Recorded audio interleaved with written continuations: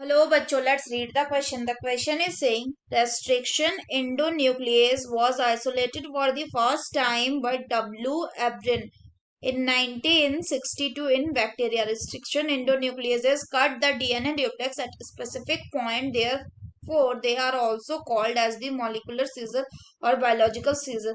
Three types of restriction endonucleases are type 1, type 2 and type 3. But only type 2 restriction endonucleases are used in the recombinant DNA technology.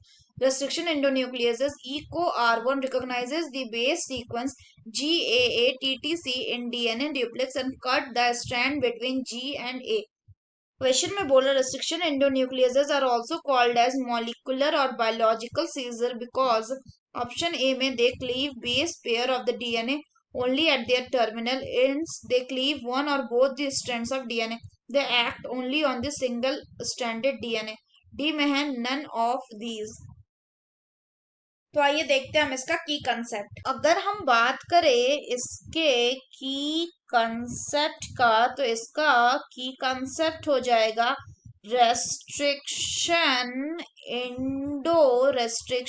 Indo nucleus. तो अगर हम बात करें restriction Indo nucleus की तो restriction Indo nucleus क्या होता है? These are also called as the molecular scissor, या इनको और क्या कहते हैं अगर हम बात करें तो इनको मोलिकुलर सीजर या बायोलॉजिकल सीजर यानी कैंची भी कहा जाता है। अगर हम बात करें ऐसा क्यों? क्योंकि ये रिकॉग्नाइज करते, they recognise the base sequence, recognise the base sequence at palindromic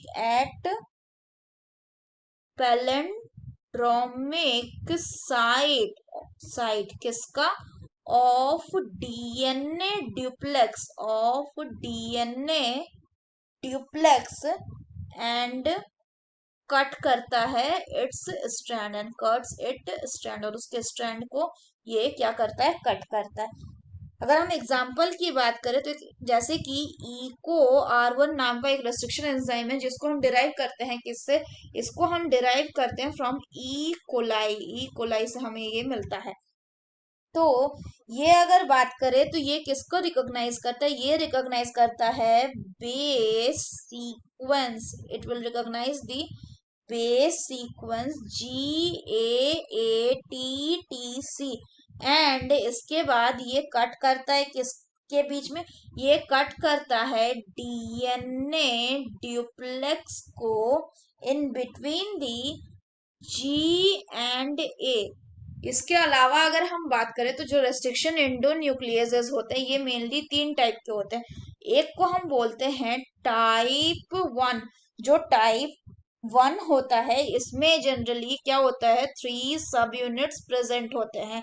further अगर हम बात करें तो इसको किसकी जरूरत होती है? इसको ATP की जरूरत होती है, साथ ही साथ इसको मैग्नीशियम आयन की भी क्या होती है? जरूरत होती है।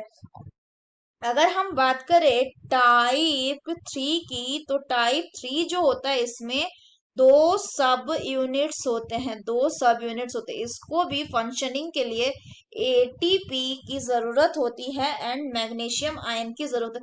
इसीलिए ये जो टाइप 1 एंड टाइप 3 है इसको हम किस में यूज नहीं करते? रिकॉम्बिनेंट DNA टेक्नोलॉजी में यूज नहीं करते। जबकि जो टाइप 2 रेस्ट्रिक्शन एंडोन्यूक्लियस होता है ये कैसा एंजाइम है? ये एक बहुत ही सिंपल एंजाइम है और इसको मैग्नीशियम आयन की तो जरूरत होती है लेकिन इसको ATP की जरूरत नहीं होती, और इसीलिए इसको हम किस में यूज करते हैं? रिकॉम्बिनेंट DNA टेक्नोलॉजी में यूज करते हैं। तो अगर हम बात करें क्वेश्चन की तो इसमें बोल रहा है कि रेस्ट्रिक्शन एंडोन्यूक्लियस को मॉलिक्यूलर सीजर क्यों बोलते हैं? क्योंकि they cleave one or both the strand of the DNA. So the correct option will be option B.